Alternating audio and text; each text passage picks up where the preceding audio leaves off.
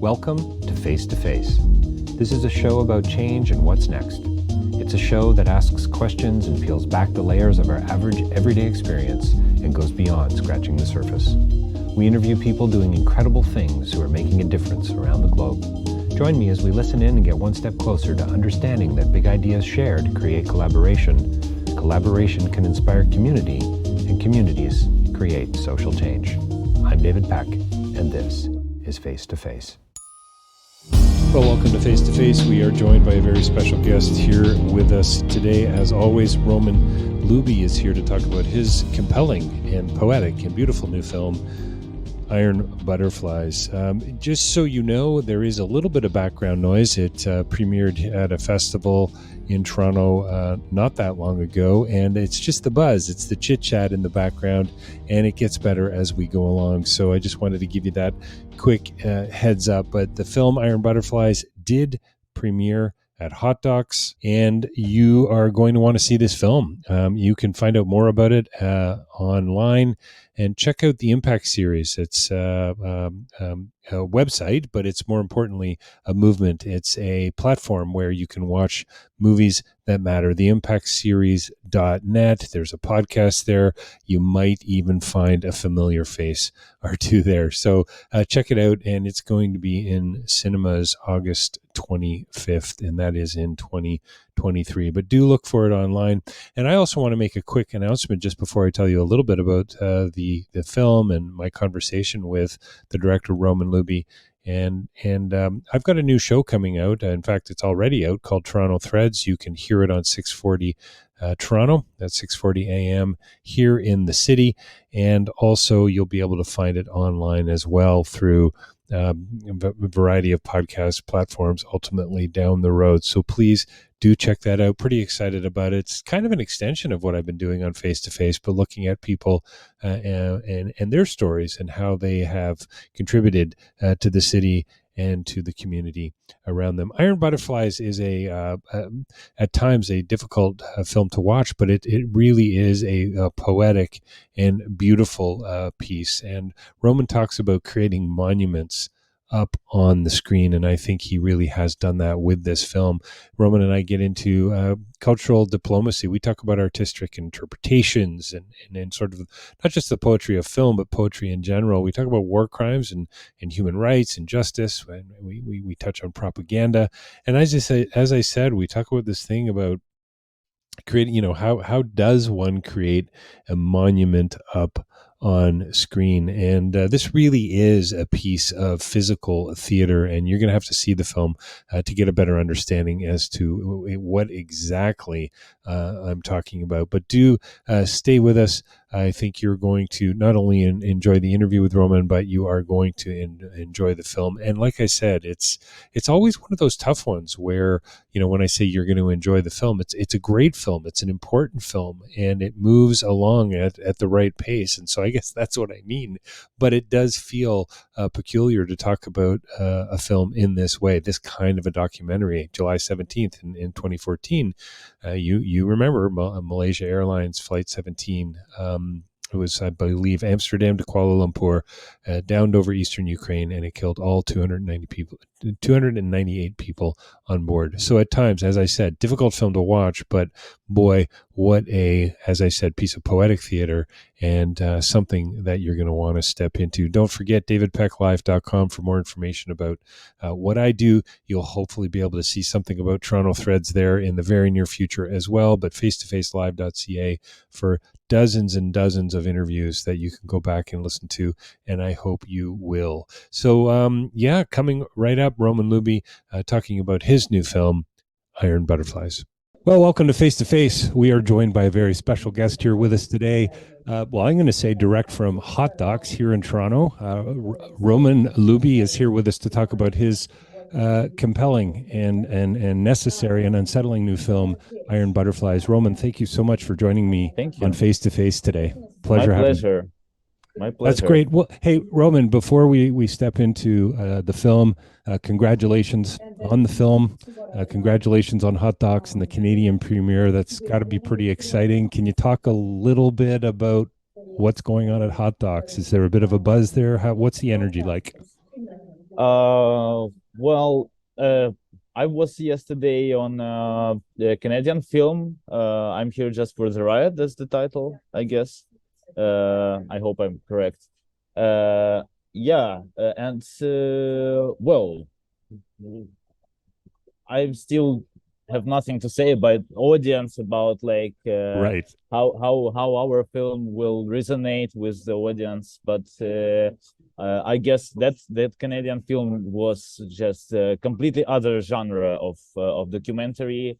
Well, I'm not surprised, sure, but so yeah, I'm a little bit nervous. But I guess so. yeah, not too much. Not too too much. much, not Yeah. too nervous. Oh, that's good. I'm glad to hear it. Well, boy, I'm going to say that I think the screenings are going to go well, and I think you'll be, I hope, blown away by the dialogue and the Q&A. So before we step into the conversation, maybe you could give us a little bit of context for the film. It's about MH17. It's about an event that happened getting close to 10 years ago now, the downing of the Malaysian Airways airline. Can you talk a little bit about that for our audience before we Yeah. step in? I've got so many questions. Sure. So this it's a film about war crime, the biggest war crime, like most international war crime of Russian-Ukrainian war, and we, the all Ukrainians, all who like dealing with the cultural diplomacy in the world. Mm. We all talking a lot like that war started a long time ago actually, and there was a lot of chances to prevent the full-scale invasion, and the fact that there was no consequences after downing a passenger airplane for Russia. It's also like a reason why they feel free to start full-scale invasion. So it's really important topic to talk about. Yeah. So yeah, it was a flight from Amsterdam to Kuala Lumpur. And yeah, there was people, 289 people from 98. I'm sorry, I mess with the numbers. From different continents, and nothing actually like the criminals actually like have no punishment, like nothing. It's Really. it's fascinating. So yeah, and I hope we can talk a little bit more about that sense of justice. I don't know. I'd love to hear your thoughts. I love that the sunflower plays such a prominent role in the film, and I couldn't help but reflect on it being a metaphor for forgiveness. Simon Wiesenthal wrote a book called The Sunflower, and it's about forgiveness. He's an Auschwitz survivor and so on. But I couldn't help but think about that. Where do we go from here when you're talking about such a massive crime against humanity and a crime against so many different countries? I mean, about 80 children on the flight. We had people on their way to the International AIDS Conference. We had and as you so beautifully say, Roman, in the Variety article, you call it a film about lost opportunity. I think that's so beautiful. Can you tell me how you got pulled into this? Because must have been a challenging film to make. So we started this project after my experience in two short documentaries made only with materials from criminal cases. Oh, okay. So the pure documentary, I would say, there was no place for artistic like anything. Right. Pretty much you just have to tell the story. It was on the one hand the documentary, and on the other hand is the official publication about the investigation, and it was the short about the shelling of civilian bus in Volnovakha and shelling of Skhidny district in Mariupol, both cases from 2014. And we, with our team, was searching for a way how to use my experience in something bigger. And then we start to work on the MH17 case. but we figure out that we will not have the same unique access to the materials from security service of Ukraine, because trial is international trial and trial is just started. So we began to work with open source, and actually open source is something very much about this case, because mostly people didn't know about open source investigation teams like Bellingcat before MH17. It was the like a biggest case investigated by this kind of teams. Yeah. Investigators. Roman, when you say, just to be clear for our listeners and for me, frankly, open source investigations, do you mean that it just globally it was kind of open sourced? I mean, is that the reference? So open source investigations was where when people using everything what is online and free for access to put some like a picture together from these pieces of pretty much garbage, of informational garbage. Well, that one sequence in the film, you talk a great deal about the social media and how the Russians were using that to suggest that, you know, with shoddy editing techniques were used to create video and so on. You know, it is fascinating that something as severe as this is so accessible to everyone. Yeah. Totally. Well, so we putting everything what we found online, like not everything. I was looking for things that working. When you see that, you asking a question: is it real? Like it's no way is to be real. Right. Like you can believe that there's like a searching group made from like miners searching the pieces on a field. It's like what the hell? It's look like a dream. So I was looking for this kind of things that looks like a bad dream. And then like same time I was looking for a project to use physical theater because it's like really useful tool for me to speak out, because I'm not an expert in words in general. Like Roman, do you think would you call this film an experimental film to some degree? Well, unfortunately, there is no better words. People mostly like scared by this word experimental, right? But there is no better words for now. Like we was saying hybrids, but it's also pretty much frightening for audience. And so would you say and just for our listeners who haven't seen the film yet, by the way, it's Canadian premieres at Hot Docs. I'm pretty sure there's going to be a theatrical release here in Canada with the Impact series. Do check them out as well, folks. theimpactseries.net. Roman, so experimental, some black and white footage, but some really interesting artful choices you make from an editing perspective, but also from a theatrical point of view. Was that to help me, the viewer, empathize more with the victims, would you say?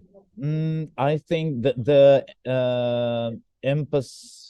empathy was not the main goal, I guess. The main goal was like it's already a horror, right?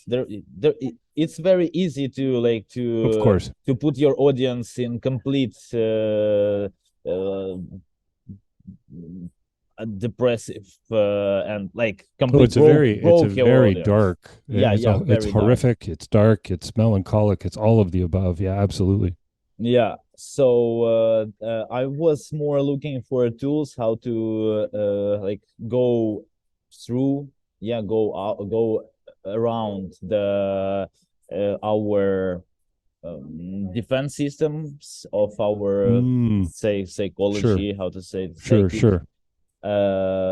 So we still able to talk about it and to talk about it honestly and freely and free, but yeah, to make it not so traumatic, I guess. Right, and to probably is it fair to say that you were trying to work on different levels? I mean, the philosopher might say you were going after the heart and the head. Yeah. What's your sense, Roman? What's your sense of it's been interesting. One of the other documentaries I've interviewed the directors from is about northern Uganda, Joseph Kony, child soldiers.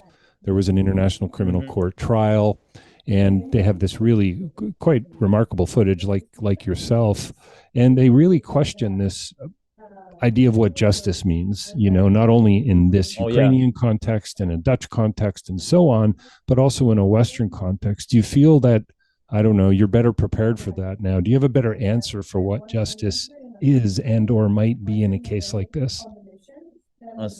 So the previous screening I had was in Hague, in Netherlands. Sure. Yep. And the festival called Movies That Matter, and it's focused on like human rights, and basically for our screenings, like a moderator was invited, oh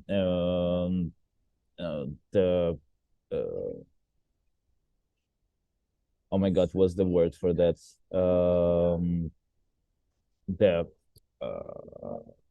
Professor, yes, that's the word I was looking for. Right, professor academic, yep. Yeah, of justice, of law. And we were talking a lot about what is justice, and everybody agreed that it's too complicated idea to describe it in some cases, like in this case, with the MH17, when no one was punished for the mass murder. Well, that's the fact that the film exists is like 0.0001% of justice. Sure. It's not enough, but it's something. So the fact that the truth is already like spoken and being heard, it's already part of the justice. Yeah. But for me, it's far from the end. It's not enough for sure. Like I hope I think I'm not an expert in judiciary, but I feel like anything have to have this point of crystallization.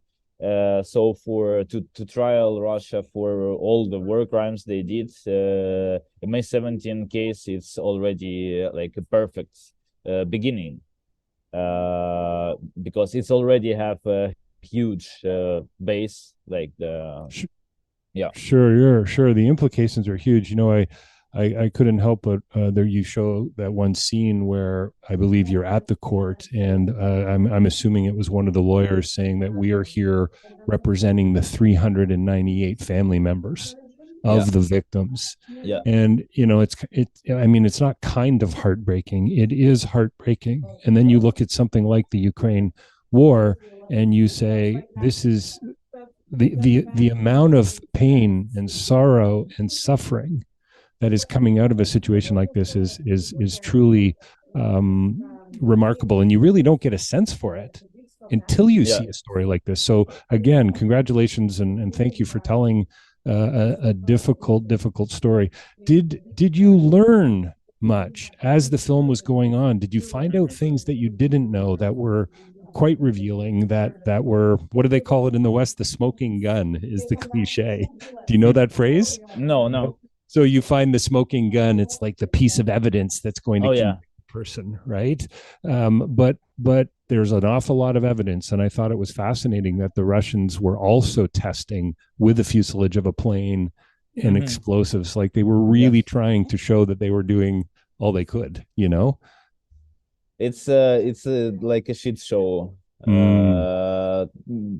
I can just sometimes I see on the moment when we're showing what's the like a Russian investigation. Right. There's the what's the processes of that, and like Western audience watching with the like with serious faces this shit show. Is like we're really far from, like, we have I don't know, injection the against Russian propaganda. We've seen so many, so we kind of experts on that, and have a lot of things to say about how it works. Yeah, Roman, you raise a really interesting question for me. I love the way you showed the injection of the needle into the syringe into your arm. So propaganda is pretty interesting. A lot of people would say the West are very guilty of propaganda as well, and in so many forms, and in some cases maybe what's the word I'm looking for? More insidious, almost more under the surface, harder to see, almost. Yeah.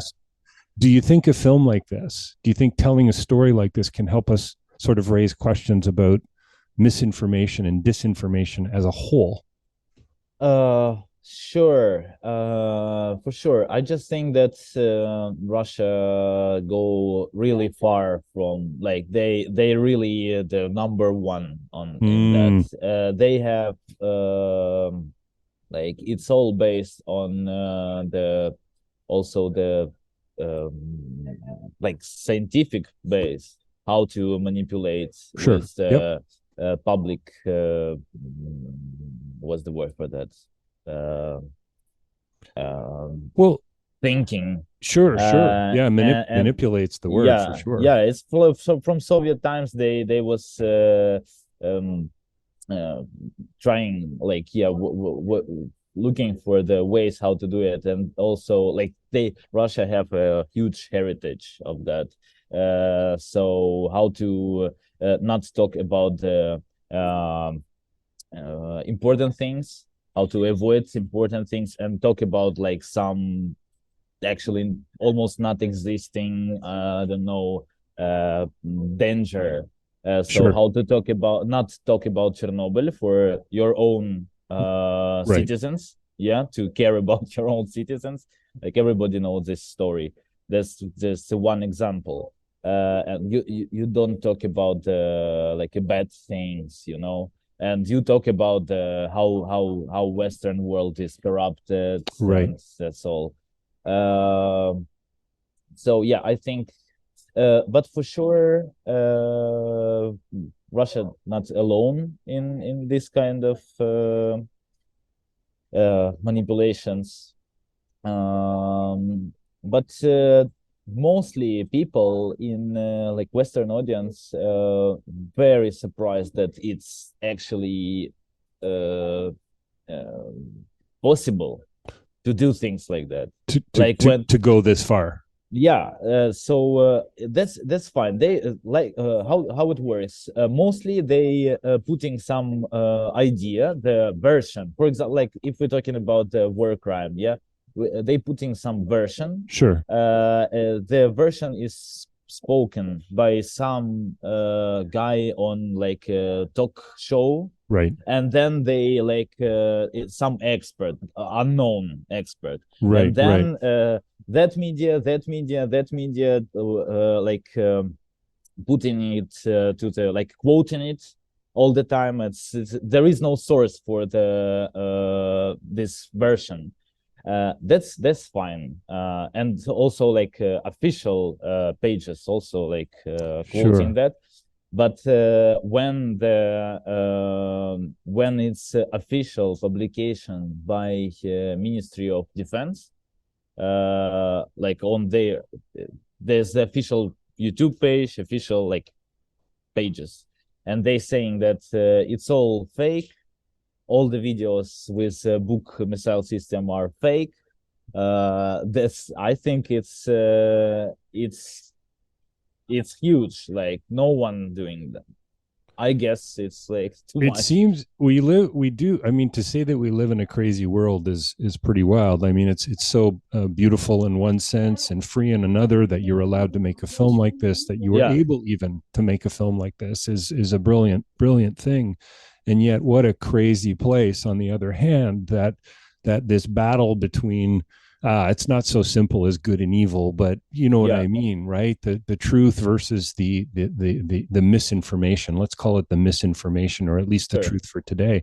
It really is a struggle for all of us, and I think your film for me is, as my listeners know, my background academically is in philosophy, so it's Mm-hmm. always about dialogue. It's always about asking better questions and about getting to, I don't know, the closer sense of what truth really is. And Mm-hmm. that's not an easy thing for us as humans, but it's and I suspect that's what you were hoping to do with the film.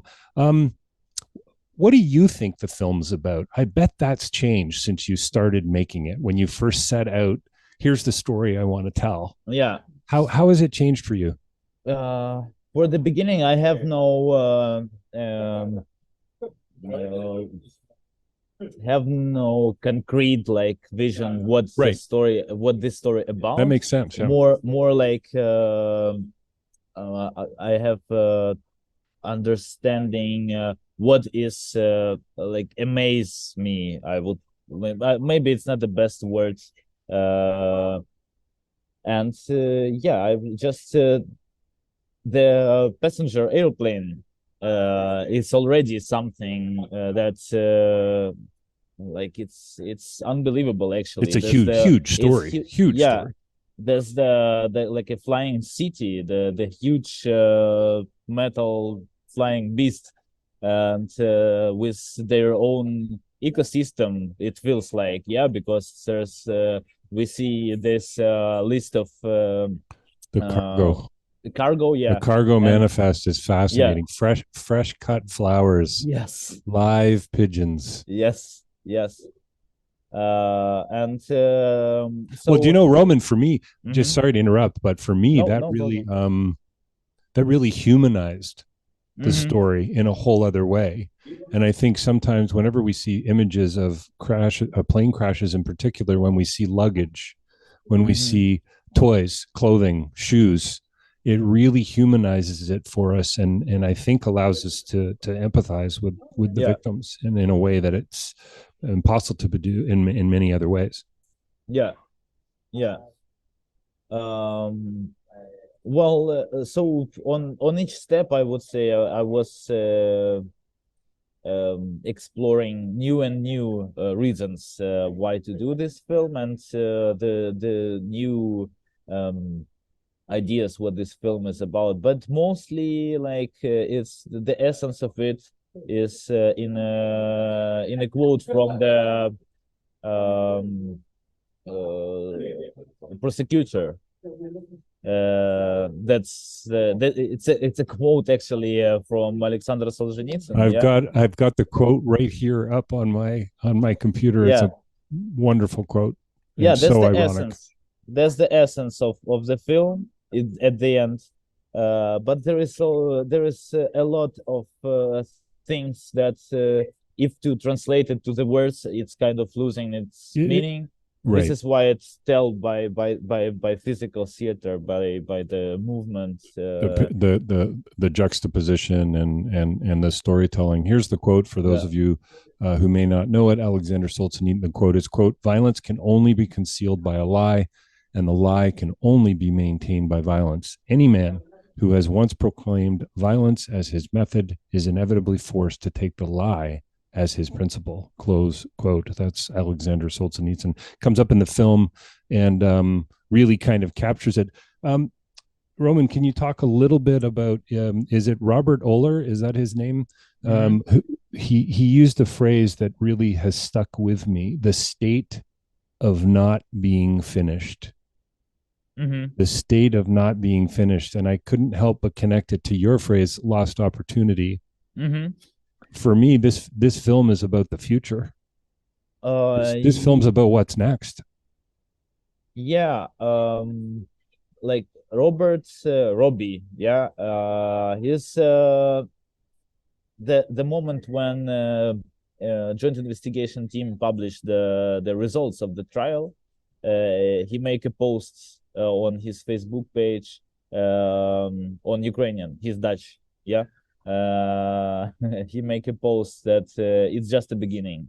So that's the mood of all, I would say, all the organization of Next to Kin, of MH17 passengers, and Robbie also. So they all looking for in different ways. They're looking for the way how to go. What's the next step? Yeah, What is the next step? it's obviously not the.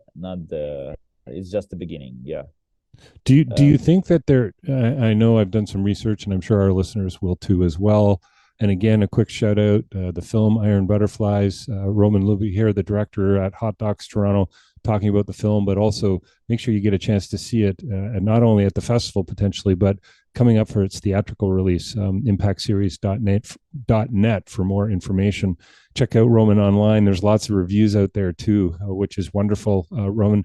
Um, so there were 3 convictions. There were 4 people who were tried. Yeah. 3 convictions. Do you think there will be any more legal implications or ramifications for this going forward that maybe are as a result of the film, but also just because people are still wanting this sense of justice? They're still being driven by this sense of justice. Oh yeah, I hope there will be a lot more. I don't know. I have no expectations. I don't know what to say, but yeah, It's so hard to know because I mean, yeah. it seems to me. I just wondered if maybe you had a little bit of the we're a little bit on the inner circle there, because Um, you would like to think globally. We want to know the answer. There were how many countries were on the joint team? Was it 7 or 8? it's Netherlands, Ukraine, Malaysia at the beginning. It's oh my God, I forgot. Yeah. I'm Well, so the world. I sorry. mean, the world. I guess the point is the world was fairly well represented. I suppose Yeah, from a Australia. legal perspective. Yeah, totally. It's like it's pretty much whole democratic world was working on that. Was working on it, and Yeah, and yeah. and The hope. the the black box was deciphered, or how to, yeah, Yeah, sure. uh, in UK, and so yeah, the it Yeah, pretty much the all the world involved. pretty much the whole world. We've got to wrap up our conversation here in a few minutes, Hmm. Roman. But I think decipher is a great word. Yeah, I mean, decipher. It's unpack. It's explain. I think the other. I've done a lot of work in Cambodia over the years, and you hmm. may have heard of the Cambodian French filmmaker Rithi Pan, and he says that he will Not yet. never forgive. He will never forgive what happened to his family and to his parents, but he does want to understand. He wants to explain it, and he wants to remember. And I think, isn't that a really powerful sort of way to maybe approach something like this? I mean, hopefully, the sunflower is a representation of how families and people are going to be able to forgive, but easy for me to say. And yet, Yeah, explain, understand, and remember, I think are worthy places to get to. yeah, for sure, for sure. What we don't we have no other uh way for now. Yeah, we It's have. good. Yeah. Yeah. No, there's no other way forward. Just maybe to wrap up, Roman, as a filmmaker and as a storyteller, you rely on this open source approach. Is it I mean, clearly it's the way of the future. We're not going to stop that anytime soon. But do you think that kind of, I don't know, journalism Hmm. the that allows ordinary people like myself to investigate, to dig deeper, to hopefully explain and understand? I mean, we need to open it up even more in a sense, don't we? Well, it's also have its risks. Right, of course. Yeah, because we don't have yet. So yeah, for sure, it's open a lot of opportunities for people to be involved in investigation of like crimes they I don't know, somehow feel connected or so. And many ways for volunteering, in investigation. So, but it have its own risks because of course, anyway, like trained and professional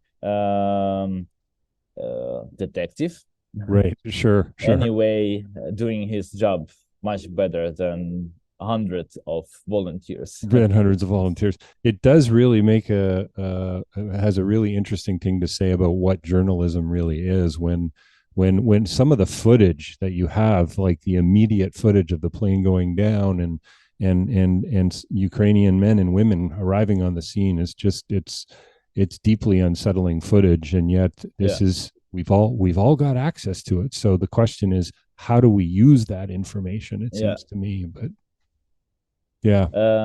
just a small note. It's more for the people who already no one in Canada seen this movie yet, but it's most horrific scene when people filming the smoke trail from the plane, and actually happy to see the downed plane. So it's very hard to explain. It's hard to watch. It's hard to explain. For it's a lot of context there, but there's the area completely radiated with propaganda. Right. It's Ukrainian citizens, unfortunately, very much radiated, I would say. So they happy to see the right. It just Ukrainian shows you military plane. Shows you how deep it goes. And this was at first, I suppose they thought it was a military plane, but well, listen, Roman, thank you for telling such a difficult story and for taking the time. Do you consider yourself? I've got so many other questions, but are you a journalist or are you a filmmaker? Oh no, I'm definitely not a journalist. I'm so abstract. In my thinking that people even more want to they expecting to the story, the concrete story, what actually happened, and even the relatives who were on our screenings in Netherlands, they was saying that I was waiting for the investigative film, right. Even they know a lot about this case, but I'm too abstract to be a journalist.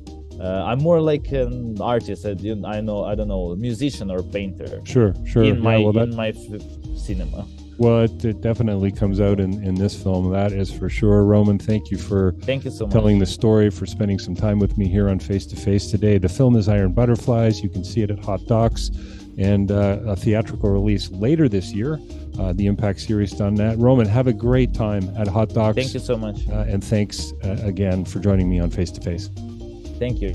Well, there you have it. That was my conversation with Roman Luby here on Face to Face.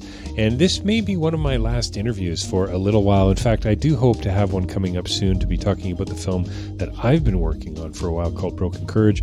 I'm just looking for somebody now to interview me for a change. And that could be the final interview on Face to Face, because I'm starting and have started a new show with 640 Toronto here in the city called Toronto Thread. So please check that out online. You'll be able to listen to it, of course, on the radio on Saturday nights, but search it online. You'll find out a little more info there, and I'll be posting some information too on my social media, but also on the website as well. That's face2facelive.ca or davidpecklive.com. You'll be able to get to it either way. Thanks for joining us on the show here today. You've been listening to Face to Face. My name is David Peck.